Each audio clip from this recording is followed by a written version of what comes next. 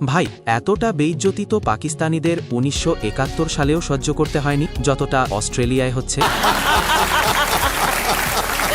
পাকিস্তানিদের মনে হয়েছিল আমরা বিগ ব্যাশ লিগ খেলতে যাচ্ছি, গিয়ে ঝড় তুলে দেব, দুনিয়াকে দেখিয়ে দেব পাকিস্তানিরা কত বড় মাপের টি-20 প্লেয়ার। ভারতীয়রা তো আমাদের সামনে টি-20তে জল ভরে, আসল টি-20 স্টার তো আমাদেরই। পাজামা সালোয়ার লিগের টি-20 খেলোয়াড়রাই নাকি আসল টি-20 খেলোয়াড়, আর ভারতীয়রা নাকি টি-20তে শুধু চীনাবাদাম ছাড়াচ্ছে। এই ভাবনাতেই পাকিস্তানের কিছু খেলোয়াড় অস্ট্রেলিয়ায় বিগ ব্যাশ খেলতে গিয়েছিল। যারা দুনিয়ার অন্য লিগগুলো ফলো করে না তাদের বলে রাখি, বিগ ব্যাশ লিগে ক্রিকেটের লেভেল কিন্তু সত্যিই অনেক হাই। তাই যখন এরা খেলতে গেল তখন আমারও মনে হয়েছিল অস্ট্রেলিয়ানরা এদের মধ্যে কিছু দেখেছে, না হলে এত দামে কে নেয়। কিন্তু অস্ট্রেলিয়ায় পা দেওয়ার পর থেকেই এদের অবস্থা এমন, সামনে থেকে চারটি ভেজা, পেছন থেকে হলুদ। আর গতকাল তো মোহাম্মদ রিজওয়ানের যে বেইজ্জতি হলো তা গ্রাম্য পঞ্চায়েতে বরবাবুরও হয় না। রিজওয়ান বিগ ব্যাশে গিয়েছিলেন অনেক আশা নিয়ে, কিন্তু অস্ট্রেলিয়ানরা সেই সব আশা নির্মমভাবে গড়িয়ে দিয়েছে। রিজওয়ান বিগ ব্যাশে যত রান করেছেন তার থেকেও বেশি উইকেট নাকি সেখানে অনেক বোলার তুলে নিয়েছে।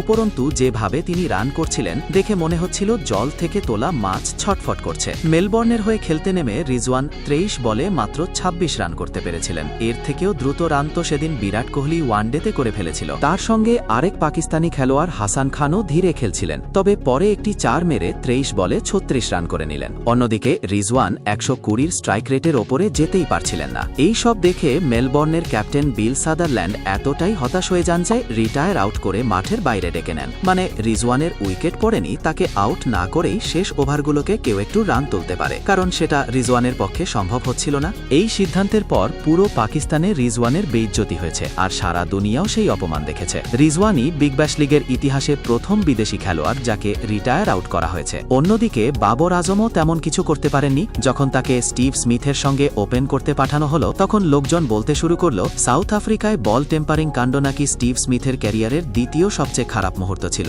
আর প্রথমটা নাকি এখন বাবরের সঙ্গে ব্যাটিং করতে হওয়া। তথ্য হিসেবে বলে রাখি, এই টুর্নামেন্টে এখন পর্যন্ত মোহাম্মদ রিজওয়ান 8 ইনিংসে মাত্র 167 রান করেছেন, আর তার স্ট্রাইক রেট কোনো মতে 100-র একটু ওপরে। অথচ রিজওয়ান ছিলেন এই টুর্নামেন্টের সবচেয়ে হাই প্রোফাইল সাইনিংগুলোর একটি, কিন্তু সাইনিংয়ের সময় যে হইচই হয়েছিল এখন সেটা পুরোপুরি শান্ত। এমনকি তার নিজের দলও এখন তাকে নিয়ে পোস্ট করে না। এত খারাপ পারফরমেন্সের পর হয়তো রিজওয়ানকে আর টি-20 বিশ্বকাপেও দেখা যাবে না। পাকিস্তানের হয়ে রিজওয়ান শেষ টি-20 আন্তর্জাতিক ম্যাচ খেলেছিলেন ডিসেম্বর 2024-এ। বিগ ব্যাশে তার সিলেকশন দেখে যে আশা জেগেছিল সেই আশাও এখন তার ফ্যানদের জন্য শেষের পথে। রিজওয়ান ছাড়াও পাকিস্তান দল এমনিতেই তেমন কিছু করে দেখাতে পারছে না, কিন্তু রিজওয়ান থাকলে তো পাকিস্তানি টি-20তে টেস্ট ক্রিকেট খেলবে। বাবর আজমের অবস্থাও প্রায় একই, বিগ ব্যাশের 8 ইনিংসে 154 রান করেছেন। এই দুজনেই পাকিস্তানের হয়ে শেষ বড় টুর্নামেন্ট খেলেছিলেন 2024 টি-20 বিশ্বকাপে। এরপর থেকেই তারা নিয়মিতভাবে দল থেকে বাদ পড়ছেন। গত বছর এশিয়া কাপেও যেখানে আমাদের ট্রফি চুরি হয়ে গিয়েছিল সেখানেও রিজওয়ান আর বাবর ছিলেন না। আপনাদের কি মনে হয়, পাকিস্তান কি এবারও এই খেলোয়াড়দের টি-20 দলে নেবে? কমেন্ট করে জানান। আপনি যদি পাকিস্তানের সিলেক্টর হতেন তাহলে কি এদের দলে নিতেন? সেটাও কমেন্টে লিখুন। চ্যানেলটা অবশ্যই সাবস্ক্রাইব করবেন। Thank you for watching. Good by.